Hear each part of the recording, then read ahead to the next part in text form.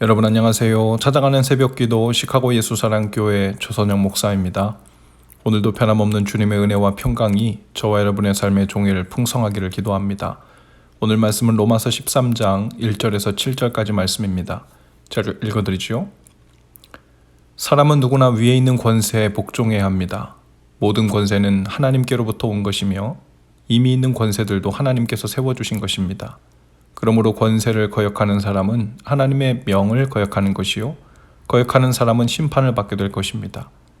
치안관들은 좋은 일을 하는 사람에게는 두려울 것이 없고 나쁜 일을 하는 사람에게만 두려움이 됩니다. 권세를 행사하는 사람을 두려워하지 않으려거든 좋은 일을 하십시오. 그러면 그에게서 칭찬을 받을 것입니다. 권세를 행사하는 사람은 여러분 각 사람에게 유익을 주려고 일하는 하나님의 일꾼입니다. 그러나 그대가 나쁜 일을 저지를 때에는 두려워해야 합니다. 그는 공연히 칼을 차고 있는 것이 아닙니다. 그는 하나님의 일꾼으로서 나쁜 일을 하는 자에게 하나님의 진노를 집행하는 사람입니다. 그러므로 진노를 두려워해서만이 아니라 양심을 생각해서도 복종해야 합니다. 같은 이유로 여러분은 또한 조세를 바칩니다. 그들은 하나님의 일꾼으로서 바로 이 일을 하는데 힘쓰고 있습니다. 여러분은 모든 사람에게 의무를 다하십시오. 조세를 바쳐야 할 이에게는 조세를 바치고 관세를 바쳐야 할 이에게는 관세를 바치고 두려워해야 할 이는 두려워하고 존경해야 할 이는 존경하십시오. 아멘. 위에 있는 권세에 복종하라 라는 오늘 본문의 말씀에 고개가 갸우뚱거리는 분들이 꽤 많을 것입니다. 지극히 정상입니다. 믿음이 없어서 그런 것이 아니라 오늘 본문에서 말하는 위에 있는 권세란 어떤 권세를 말하는 것인지 그리고 그 권세에 복종하라는 말의 의미는 무엇인지에 대해 예수님은 어떤 입장을 취하시고 또 본을 보이셨는지를 오늘 우리가 살펴보게 되면 오해가 풀릴 것입니다. 물론 덮어놓고 모든 권세, 덮어놓고 무엇이든 복종하라는 의미는 아니지요. 이 말씀을 보고 마음에 거부 반응이 드는 이유는 실제로 우리가 그동안 역사적으로 잘못된 권세, 권위들을 많이 보았기 때문이죠. 일제 제국주의자들의 권세, 해방 직후의 독재자들의 권세, 부정부패로 얼룩진 권세, 가정에서 폭력을 행사하는 가부장적인 문화에서의 권세, 직장에서 노동력을 착취하는 고용주들의 권세, 그리고 학교에서 폭력적인 교사들의 권세 등 이런 것들이 우리를 위에 있는 권세라는 그 이미지에 대해서 아주 반발하게 만들죠. 하지만 바울은 각 사람은 위에 있는 권세에 복종하라고 말합니다. 권세는 다 하나님으로부터 난 것이라고 말합니다. 모든 권세가 모두 선하고 그 정당성을 하나님이 보장하신다는 의미는 아닙니다. 그 권세들이 모두 하나님의 섭리와 뜻 안에 있다는 뜻이죠. 권위는 하나님에게서 난 것입니다. 하나님께서 막으시면 그 누구도 그 권세 자리에 앉을 수 없다는 면에서 그렇죠. 그러니 그 권위를 함부로 거스르거나 전복하려 한다면 하나님의 뜻을 거스르는 것일 수도 있겠죠. 그런 의미에서 역사적으로 보면 하나님은 제국주의 정부도 허락하셨고 독재 정부도 허락하셨고 부정부패 권세도 허락하신 셈이 됩니다. 그들이 선하기 때문에 허락한 것이 아니라 나름 그들이 여러 역할을 했기 때문이죠. 때로 하나님은 독재 정부로 사람들의 악을 징계하시기도 하셨고 때론 하나님이 그 권세를 사용하여 우리를 훈련하고자 허용하시기도 하셨죠. 그런 의미에서 이 땅에 주신 권세들은 역기능도 있지만 순기능도 있죠. 요한복음 19장에 보면 예수님은 로마의 권위에 순종하셨습니다. 빌라도의 권위에 순종하여 십자가에 못 박히셨죠. 하나님께서 위에서 주신 로마의 권위에 인정하신 것입니다. 옳지 않은 권위에 우리는 복종하지만 그렇다고 그 권위를 지지하는 것은 아닙니다. 하나님 나라의 가치와 예수님의 가르침에 어긋나는 일에 동참해서는 안 됩니다. 잘못된 것을 비판할 수도 있어야 하죠. 우리는 땅의 권세가 다스리는 정부에 속해 살고 있지만 그 이전에 우리는 보이지 않는 하나님 나라의 가치를 따르며 사는 사람들이죠. 그래서 우리는 이 땅에서도 땅의 권세를 따라야 하지만 동시에 하나님 나라 권세에 방점을 두고 사는 사람들입니다. 때로는 땅의 권세가 하나님 나라 권세에 반하는 일을 행할 때가 있습니다. 일례로 본회퍼는 당시 그가 속한 히틀러의 권세에 대해 반발했죠. 광란의 질주를 하는 운전자가 있다면 그를 운전석에서 끌어내야 한다고 했습니다. 우리는 선지자의 눈으로 이렇게 잘못된 권위를 비판할 수 있어야 하죠. 간디와 같이 비폭력 저항 운동도 필요하다면 해야 합니다.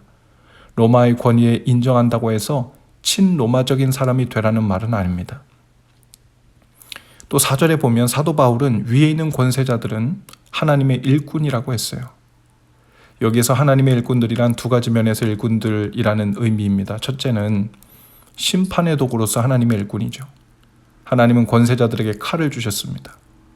권세자들을 통하여 하나님은 악을 행하는 자들에게 진노하시죠. 또 죄를 심판하시는 도구로도 사용하십니다.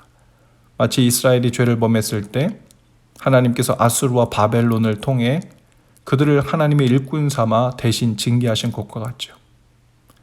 두 번째는 권세자는 상을 주는 일꾼 역할을 합니다. 하나님의 사역자로서 선을 베풀죠. 하나님은 선을 행하는 자에게는 선한 권위자를 세우셔서 상을 주십니다. 우리가 믿음으로 살면 좋은 지도자를 주어서 복 주실 거예요. 우리가 만일 선을 행한다면 어떤 권력이나 권세자들도 두려워할 필요가 없습니다. 비록 우리가 선을 행하다가 악한 권세자에 의해서 죽임을 당한다면 우리는 천국에 가서 그 상을 받을 것입니다. 구약에 보면 하나님은 이스라엘이 범죄할 때 주위의 강대국이었던 바벨론이나 아시리아를 통해서 징계하셨어요. 또 이스라엘이 하나님을 공경하면 이웃 나라를 통해서 조공을 받게 하시고 영토를 넓히게 하시고 풍요를 누리게도 하셨죠.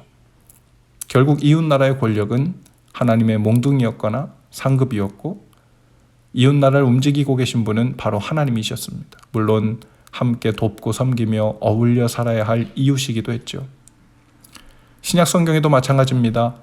신약 시대 당시 이스라엘은 로마의 옥타비아누스가 권력을 잡고 있었는데요. 그는 천하로 다 호적하라고 명령을 내립니다. 식민지였던 이스라엘 백성으로부터 남김없이 세금을 거두기 위해서였어요. 순종해야 할까요? 순종하지 말아야 될까요? 예수님의 부모님들은 이 호적 명령에 순종했습니다. 놀라운 일은 그 순종했을 그 일을 통해 메시아가 베들레헴에서 태어났다는 하나님의 말씀이 성취되었다는 거예요. 결국 이 명령을 내리도록 말씀하신 분도 하나님이심을 알 수 있죠. 또 예수님이 십자가에 왜 죽으셨습니까? 예수님이 로마의 법에 순종하셨기 때문이죠. 예수님은 얼마든지 12명이나 되는 천사를 보내어 로마의 권위를 깨뜨릴 수 있었습니다. 하지만 예수님은 하나님이 로마의 권세를 주신 것을 알고 그 권위에 순종하여 십자가에 죽으셨죠. 예수님은 가이사의 권위를 인정해 주었습니다. 로마의 황제 가이사에게 세금을 바치는 것이 옳으냐는 질문에 예수님이 이렇게 대답하셨어요. 가이사의 것은 가이사에게, 하나님의 것은 하나님에게 바치라. 우리는 우리가 속해 있는 나라의 법을 지켜야 합니다. 그리고 공공질서와 공공성을 해치지 않는 범위 내에서 국민된 도리와 의무를 다해야죠. 그것이 성경이 명하는 그리스도인의 마땅한 도리입니다. 하지만 인정은 하지만 모두 지지하라는 말은 아닙니다. 하나님 나라의 가치와 법과 상충되는 것을 위해서는 정당한 방법 안에서 고치고 바로잡고 비판해야 하죠. 이를테면 미국에 말도 안 되는 총기법이 있죠. 그로 인해 수많은 사람이 목숨을 잃고 있습니다. 통계에 의하면 미국 내 맥도널드 매장이 12,000개 정도가 있다고 해요. 그리고 총기를 판매하는 가게는 그의 10배라고 합니다. 학교에서, 미용실에서, 쇼핑몰에서, 헤어숍에서, 주유소에서 장소를 가리지 않고 연령을 가리지 않고 총기 사고로 수많은 사람들이 매 주말마다 죽어나가고 있어요. 전쟁터를 방불케 하는 상황이 돈을 신으로 모시는 사람들에 의해 말도 안 되는 총기법이 만들어지고 진행되고 있습니다. 인종차별과 혐오가 난무합니다. 과부와 고아들, 난민과 같은 나그네들을 쫓아내고 바다에 빠져 죽게 하거나 아사하게 하는 법들, 하나님 나라 법에 저촉되는 법들이 자행되고 있죠. 이럴 때 우리 그리스도인들은 합법적인 방법으로 비폭력 저항 운동으로, 또 합법적인 선거 운동으로, 때로는 서명 운동으로, 이제 곧 미국에도 중간 선거가 다가오고 있는데요. 이 땅의 법으로 모든 것을 해결할 수는 없지만 우리가 정당하게 행하여 하나님 나라의 가치를 세우고 바꿀 수 있는 일들을 하는 것, 그것이 바로 이 땅에 발을 딛고 사는 하늘에 속한 그리스도인들의 모습일 것입니다.